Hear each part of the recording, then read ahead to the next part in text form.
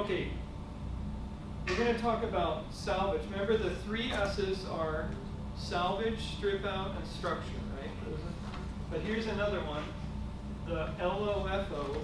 That's the last on, first off. And it's really, these are like basic concepts of how you deconstruct a building in general. They're not always this way, like the window that's stuck in the wall, but you have to do what you have to do. So, last on, first off. You know, trim is a good example of that. Like, when you think about trim in a house, like casing and trim, you know, door, various types of trim, they're holding the door in. They're trimming out the cabinet. You can't get the cabinet out without getting the trim out first. You can't get the door jamb out before getting the trim, and you can't often do the windows, all these things, because the trim is capturing, you know, so that, but the trim was added last, so you've got to take it off first. It's simple. Yeah, and you know, a lot of times it does happen. The very first day of a job, we often have 2 or 3 guys, they go in and they do all the trim in the whole house. Just get rid of it. It's just going to be in the way, and you can do it so efficiently if you do it all at once, you know, just get it done. And that's kind of that 5% rule again. It would be like going into one room and doing trim, and then putting all those tools away, and then picking them all up again later in the day and going into the next room. It's like, you might as well just do it all at the same time. It'll save you. And we usually do it first. This non-structural salvage is something you usually do first. If I had a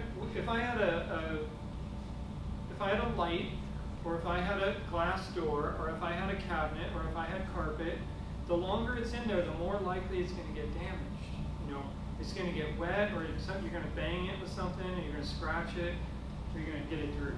You know, so the salvage stuff is something. It's usually on the surface, and it's usually something we get out of there first. Not always, but these are things that, you know, cabinets in the rain. That's not a good thing. So you don't want to leave it and find that, you know, you were really careful around it, and then it rained on it. You know, that would ruin it all the same. So we do try to think about that. Yes, we're going to get cabinets out before we take the roof off, would be an example. Now, you don't always need a permit to do this kind of work. Like, you don't need a permit to remove carpet from your home, you know, and so we don't necessarily need to have a permit to remove carpet from somebody else's home. So there was a question about licensing, you know. So somebody said, do you need a license to do deconstruction? Or it really is the same, like on the quiz there, you know. Is there a deconstruction license? Not in most places. Like, now, I didn't say you didn't have to have a license to do deconstruction. I just said there isn't a deconstruction license. Where I am, there is a demolition contractor license, and there's a general contractor license, and there's a plumbing, you know, a license for plumbers. But there isn't one that's called a deconstruction license. So most of the people that I work with, they either have a general contractor license or they have a demolition license. That's what they work under. But you know, in this salvage thing, we're not even focused on taking the whole building down. We're just focused on getting the value off this salvage. And remember, salvage, strip out structure. Salvage is the first phase. It's usually things that are on the surface. You know, things that you can get at. You don't have to tear all the wall apart to get to it. It's a really short, small piece of the overall project. We might only be there for a day. In fact, we may only be given a day. Like, you have one day to get this stuff out of here, and then the demolition person's going to tear it all out. So, anyway, so salvage is something where we usually try to generate at least $100 an hour of product per person. So that means in one day, if I work an 8-hour day, I need to bring back at least $800 worth of stuff. In my world, that makes sense. And I might bring back a kitchen cabinet set that is worth $800. see, and you think, hey, I didn't pay myself $800, so I must be in good shape. I still have to sell it, and I have to rent a warehouse to store it in, you know. So that's why $100 an hour seems like a good number. Because there's so many costs to selling it, like this slide, like Kelly's place, where she has to run a whole operation.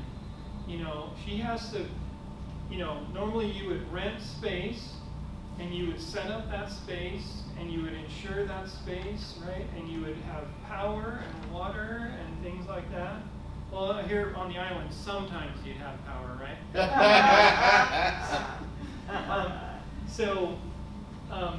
But the thing is, you'd have staff, and they would be sitting there. They'd getting paid whether you sell anything or not. And it's like, so yeah.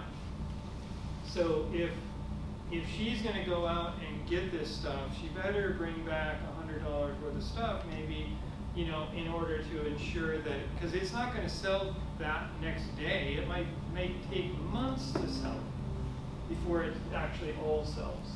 So anyway, so that's an example of selling things, right, to somebody else. But I can also donate it. What's that all about? Well, do you have any charity stores here, like a thrift store?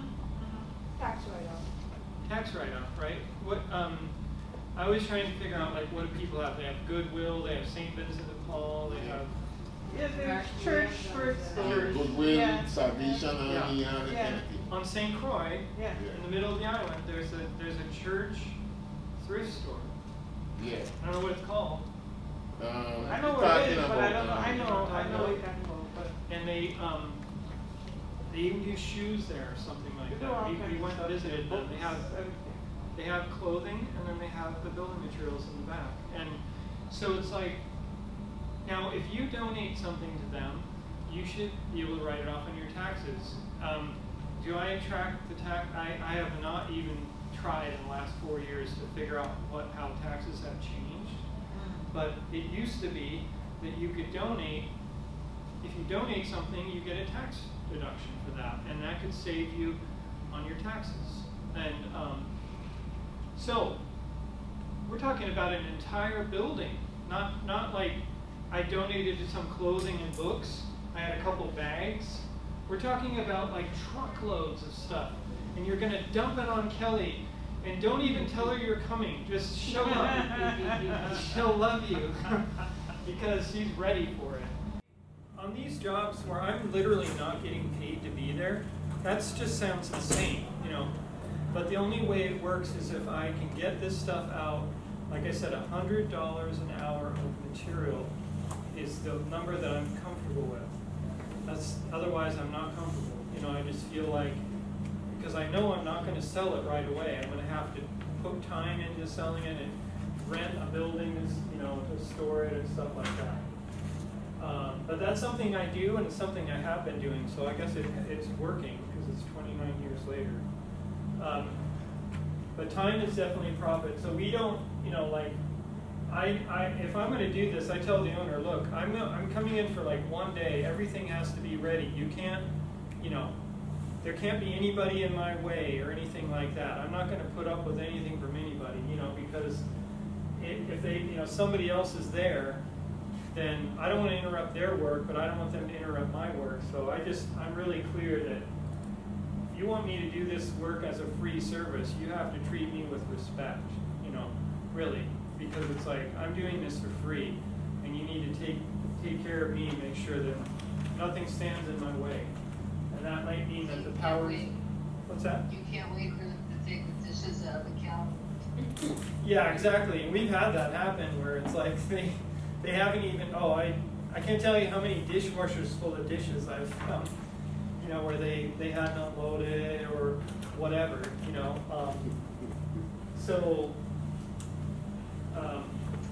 I've done, I've done over 2,000 catering models, but that's one of the reasons. Let's see. So just removing the items is not enough. We got to remove it intact. That's hard enough, right? How do you remove all this tongue-and-groove wood? How do you remove all of this, you know, these windows without breaking them? And know, I'm saying I'm trying to hurry, but I'm also saying that I've never been injured. So it's like, what's the deal? You know, you can't just remove them intact. That's enough. They have to be processed. So, like these boards were all denailed, you know, and so imagine you're carrying all these boards down the road, and they're all full of nails, and you loaded them in the truck, and then you unloaded them, and then you pulled the nail. You know, we usually try to pull the nails and everything right away, so we don't damage them, you know. So And, you know, a lot of finished boards have the finish side and they have the back side. And so we do things like where we stack them face to face and back to back.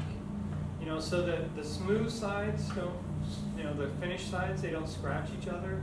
But the back sides, they can scratch each other because nobody sees that. So we're always, this is one of the reasons that it's hard to do this work, because you have to remove it and then without breaking it, then you have to process it without scratching it up and ruining it, and then you have to transport it and then store it in a way that it can't get wet and get ruined again, you know. And then you have to organize them in such a way that your customers can find it. And I know that for a fact because my warehouse is a disaster. So I'm experimenting. I'm always experimenting, and my experiment right now is how messy a warehouse you can have and still survive. So let's see what's next here.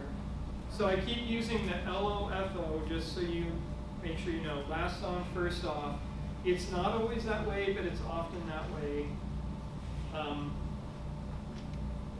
The time equals profit. And some of these salvage jobs that we do, you know, we might be told we can only have one day, or we might only take one day, because I've had jobs where I work all day long and they still have like 3 or 4 items left, and I just have to forget it, because I'm like, I'm not coming all the way back here for 3 or 4 items. So we're often just there for like one day. And what we're talking about right now are jobs where we're not getting paid to be there, but we still are we're saving material from the landfill, and we're selling those materials. So,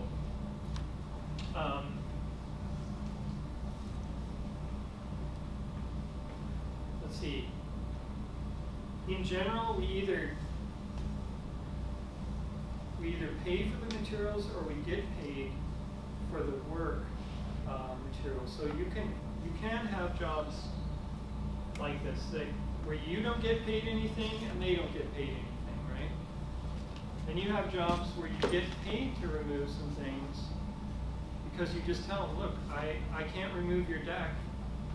I can't remove your deck, and I just can't make the numbers work. So they say, well, I'll pay you. What if I just pay you a couple $100? And so there are salvage jobs where we do get paid.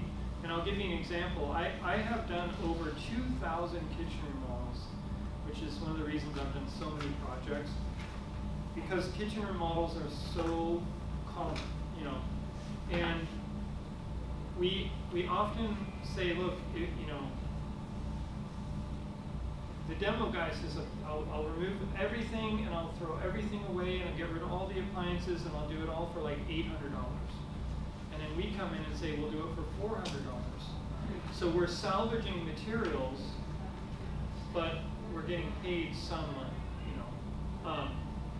And so there are also other times where we actually pay for the materials and we do the work. Now that is a lot less common.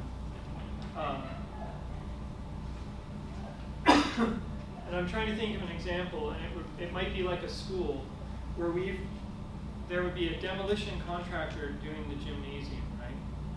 And they would call me in, and they would already have the job, and they'd say, do you want to buy any of this material?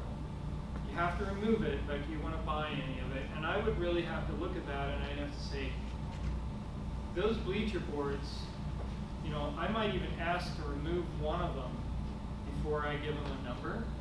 And if that bleacher board comes off really fast, and I already have somebody who wants those bleacher boards, right?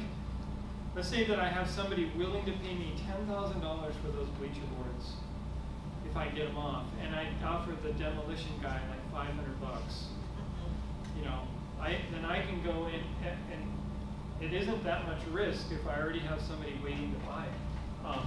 So yes, sometimes we even pay for the materials, but only we usually are really smart about that.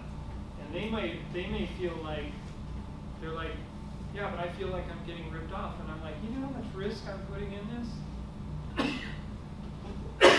I'm not only not getting paid, I'm actually paying you money to do your job.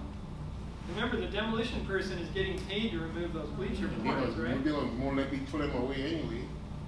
Huh? I said the demolition crew are more likely to throw them away than anything else anyway. Yeah, and they're getting paid to do that, you know. So they weren't doing it for free, but they're not only asking me to do it for free, they're asking me to pay them to do it. And so I don't feel bad offering $500. Exactly. Because they're already getting paid like $2,000 to remove them, and now I gave them $500, and they didn't have to do any work. Not a So- thing. And it wasn't theirs to sell. Yeah. They were just throwing them away. Right, yeah, so, but anyway, that's some of the examples. You know, the value must offset the cost for all. This all sounds crazy unless the value offsets all the costs. So I have that $100 of product per labor hour. So that's kind of my minimum, you know. And it doesn't mean I'm getting paid $100.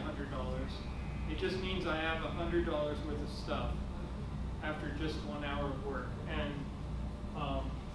it's not uncommon for me to we did some metal roofing the other day, and it was $500 an hour of metal roofing. We removed $500 of metal roofing per hour for 10 hours. And so that was a good day. You know, that was a really good day. So we didn't have it sold, but we had the valuable materials Right. on the trailer. You know, that's really what matters. So.